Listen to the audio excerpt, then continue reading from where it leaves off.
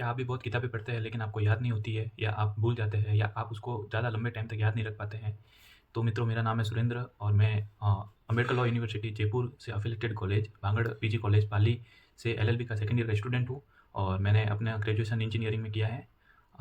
उसके बाद में मैं आपको आज बताना चाहूँगा कि किसी भी बुक को एफिशिएंट मैनर में कैसे पढ़ा जा सकता है या वो क्या तरीके हो सकते हैं कि किसी बुक को आप पढ़ें और रीडिंग करें और आपको वो बुक एक लंबे समय तक आपके माइंड सेट में रहे। तो आज इस पर कुछ कुछ एक टिप्स मैं आपके साथ शेयर करना चाहता हूँ कि आपको देखनी चाहिए।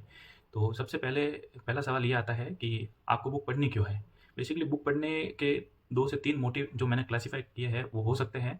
इसके अलावा और भी मतलब क्लासिफ़िकेशन इसका जितना ज़्यादा कर सकते हैं उतना हो सकता है। बट फिर भी आपको वो बुक पढ़नी क्यों है? या तो आप किसी कॉम्पिटिशन एग्ज़ाम की तैयारी कर रहे हैं या फिर आप किसी एकेडमिक्स एग्ज़ाम की प्रिपरेशन कर रहे हैं या फिर आपकी हॉबी है कि बुक रीडिंग आपकी हॉबी है, आपको नॉवल वगैरह पढ़ना अच्छा लगता है।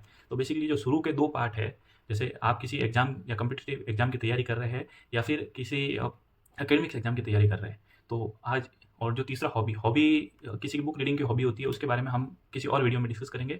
लेकिन आज का जो ये डिस्कशन होगा वो बेसिकली 2 पॉइंट पे होगा कि आप किसी बुक को एफिशिएंट मैनर में कैसे पढ़ सकते हैं। Either you are preparing for competitive exam और academics exam and academic exam. तो इसके बारे में ये है कि सबसे पहले तो आपको अगर कॉम्पिटिटिव एग्ज़ाम की स्टेज होती है, उसके बाद में जैसे इसमें बुक रीडिंग कुछ इस तरीके का कॉन्सेप्ट है कि जैसे आप एक प्लेयर जो होता है क्रिकेट में वो टी20 भी खेलता है और टी20 खेलता है, 50-50 मैच, वनडे इंटरनेशनल भी खेलता है। तो एक प्लेयर एक ही है लेकिन वो अलग-अलग डेमोंस्ट्रेशन दे रहा है क्रिकेट में, अलग-अलग रोल प्ले कर रहा है। तो आपको ये समझना होगा। अगली बात ये है कि तो जैसे इसमें स्टेजेस होती है वैसे ही बुक रीडिंग में भी स्टेज होती है। बेसिकली मैं इसको 4 स्टेज में क्लासिफाई करके आपको समझाऊँगा। पहली स्टेज होती है जिसमें आपने किसी बुक को उठाया और बुक को उठाने के बाद में आप जब पढ़ते हैं तो हेडिंग को लेकर आपको थोड़ा-सा कॉन्शियस रहना है कि हेडिंग क्या है। आप भले ही थोड़ा-सा उसका जो डिस्क्रिप्शन है, डिस्क्रिप्टिव पार्ट जो है डिटेलिंग वो पढ़ने में इतना कॉन्शियस ना रहे, लेकिन हेडिंग को पढ़ते समय आपको कॉन्शियस रहना है।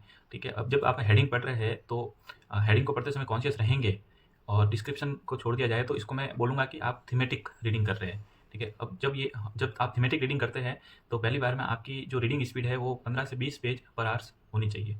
तो यह एक ठीक-ठाक स्पीड होती है रीडिंग की। अब जब आप सेकंड रीडिंग करते हैं तो मैं ये मानता हूँ कि फर्स्ट रीडिंग में आपको एक बड़ा मोटा-मोटा ओवरव्यू मिल चुका है कि उस बुक के अंदर क्या मतलब मटेरियल है। उसके बाद में जब सेकंड रीडिंग करते हैं तो आपको उसको थोड़ा डिटेलिंग में पढ़ना है। जैसे आप किसी टॉपिक को पढ़ते समय उस टॉपिक को पढ़ते समय आपकी कॉन्शियसनेस थोड़ी और ज़्यादा बढ़ जाएगी। उसके बाद में जब सेकंड रीडिंग करते हैं तो उस समय आपकी स्पीड मेरे अकॉर्डिंग 15 से 30 पेज पर आवर्स होनी चाहिए। ये एक ठीक-ठाक स्पीड है। जब आपकी सेकंड रीडिंग कंप्लीट हो जाती है, उसके बाद में आपको जब थर्ड रीडिंग की तरफ बढ़ते हैं तो आप एक हाइलाइटर लेके रखिए अपने पास और मैं आपको सजेस्ट करूँगा कि अगर आप कॉम्पिटिटिव एग्ज़ाम की तैयारी कर रहे हैं, तो आपको अ, जिस भी एग्ज़ाम की तैयारी कर रहे हैं और जो बोर्ड आपका एग्ज़ाम करवा रहा है, उस बोर्ड से रिलेटेड जितने भी पेपर हुए हैं, अगर उनके सारे पीवाईक्यूज़ किसी एक बुक में मर्ज होके अगर आपको मार्केट में मिल जाते हैं, तो आपको वहाँ से वो परचेज़ कर लेना है और पहले आप उन पीवाई को देखिए और पीवाईक्यू को देखने के बाद आपको एक मोटा-मोटा आइडिया आ जाएगा कि पिछले 4-5 वर्षों के अंदर आपको किस टाइप के सवाल मतलब उस एग्ज़ामिनेशन बोर्ड ने आपसे पूछे हैं। तो जब आप ये सवालों को देखते हैं, तो आपको पढ़ते समय एक रिकॉलिंग होगी कि ये वाला क्वेश्चन ये वाला पोर्शन इस बुक में इम्पोर्टेंट है। ठीक है? तो ये जब आप थर्ड रीडिंग के अंदर आते हैं, तो आपको मैक्सिमम रिवीजन करना है और जब आप हाइलाइटर लेके बैठते हैं थर्ड रीडिंग में, तो आपको एटलीस्ट वो सारी चीज़ें हाइलाइट हो जानी चाहिए जो उस पीवाईक्यू के अंदर आ चुकी है। ठीक है? अब जब भी आप मतलब फोर्थ रीडिंग करेंगे तो फोर्थ रीडिंग में एक तरीके का रिवीजन होता है। रिवीजन आप एक टारगेटिव मोड में करिए, जैसे कि मेरे को 2 घंटे में ये पूरी बुक पढ़नी है, तो आपके ऊपर एक मॉरल प्रेशर रहता है उसको पढ़ने का और आप उसको कंप्लीट भी कर पाएँगे। अगर आप इस तरीके से नहीं पढ़ेंगे तो फिर आप उस बुक को वापस पढ़ते ही रह जाएँगे और उसमें बहुत ज़्यादा टाइम कंज्यूमिंग होगा। अब सवाल आता है कि एक दिन में एक ही सब्जेक्ट पढ़ना चाहिए, एक से ज़्यादा? देखो, माइंड माइंड का नेचर डाइवर्सिफ़ाई है। वो मतलब आपकी जैसे एक चीज़ पढ़ने लंबे समय तक कोई भी एक स्टैटिक पार्ट को करेंगे तो आप बोर हो जाएँगे। मतलब किसी एक चीज़ को करेंगे तो बोर हो जाएँगे। तो बढ़िया है कि आप कम से कम बाकी आपका माइंडसेट अगर आपका मोनो सेगमेंट है तो आप मतलब ये पढ़िए, डाई सेगमेंट है तो आप दिन में 2 सब्जेक्ट पढ़िए। लेकिन मेरे अकॉर्डिंग दिन में एटलीस्ट आपको 2 सब्जेक्ट पढ़ने चाहिए। उससे क्या होगा कि माइंड की डाइवर्सिफ़ाई आपको सपोर्ट करेगी और आपको पढ़ने में इंटरेस्ट भी आएगा।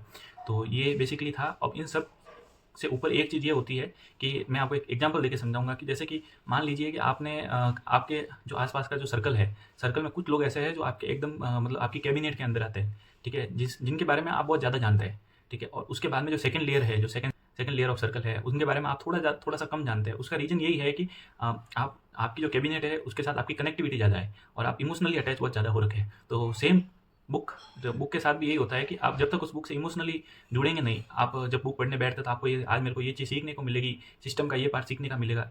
ये सारी चीज़ें आपको मतलब करनी चाहिए।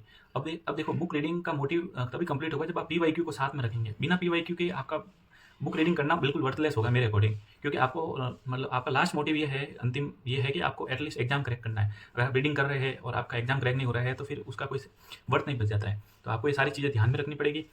उसके अलावा अब हम दूसरे पॉइंट पे आते हैं, जिसको मैंने बोला है कि एकेडमिक्स के लिए कैसे प्रिपरेशन करें। देखिए, मैं अभी एक लॉ का स्टूडेंट हूँ, मैं लॉ कर रहा हूँ और साथ में मैं सिविल की प्रिपरेशन भी कर रहा हूँ। तो मैं आपको ये बताना चाहूँगा कि लॉ की पढ़ाई के लिए मेरे को इतना टाइम नहीं मिल पाता है, लेकिन मैं उसको मैनेज करके जैसे-तैसे अब लॉ में जो फर्स्ट ईयर में मैंने पढ़ा था उसके बारे में थोड़ा-सा मैं बता के चलूँगा कि जैसे मान लीजिए कि कुछ-कुछ पीवाईक्यू की सीरीज़ टाइप की कुछ आती है लॉ की, तो अभी मेरी प्रायोरिटी वो नहीं था कि उसको डिटेलिंग में पढ़ा जाए। तो मैंने पीवाईक्यू उठाए और उनसे जो पीवाईक्यू थे, जो मोस्ट रिपीटेड पीवाईक्यू थे, उनको बार-बार देखा, उनके बारे में थोड़ा एडिशनल नॉलेज के लिए मतलब वेबसाइट वगैरह ऑनलाइन ये जो है ये सब मैंने यूज़ किया और अपने एक बहुत शॉर्ट नोट्स बनाए। शॉर्ट नोट्स यानी कीवर्ड्स बोल सकते हैं, ताकि आपको वो चीज़ें रिकॉलिंग करने में थोड़ा ईज़ी रहे डिस्क्रिप्टिव पार्ट को। तो इस तरीके से मैंने अपना फर्स्ट ईयर कंप्लीट किया। और एकेडमिक्स में आप देखिए, अगर आपका एकेडमिक्स ही चल रहा है, पैरेलल कुछ और नहीं चल रहा है, तो मेरा ये सजेशन है कि आप उसमें भी स्टैंडर्ड बुक में जाइए, स्टैंडर्ड नोट्स पढ़िए, ताकि आप अपने उसी सीरीज़ करियर को आगे जाके अच्छा डेवलप कर पाएँ। तो ये बेसिकली था। और बुक रीडिंग के जितने तरीके मेरे अकॉर्डिंग हो सकते हैं मैंने आपको बताने की कोशिश की। फिर भी आप कमेंट में बताइएगा कि इसके अलावा और क्या तरीके हो सकते हैं बुक रीडिंग के, बुक को एफिशिएंट मैनर में कैसे पढ़ा जा सकता है, और इसके अलावा भी और सारे तरीके होंगे, वो आप कमेंट में बताइएगा। और हाँ, एक चीज़ मैं भूल रहा हूँ, आपने सब्सक्राइब किया इसके लिए थैंक यू। और आप अपने सर्कल में इन चीज़ों को ज़्यादा से ज़्यादा शेयर करिए, मेरे ग्रुप को, ये जो यूट्यूब चैनल को।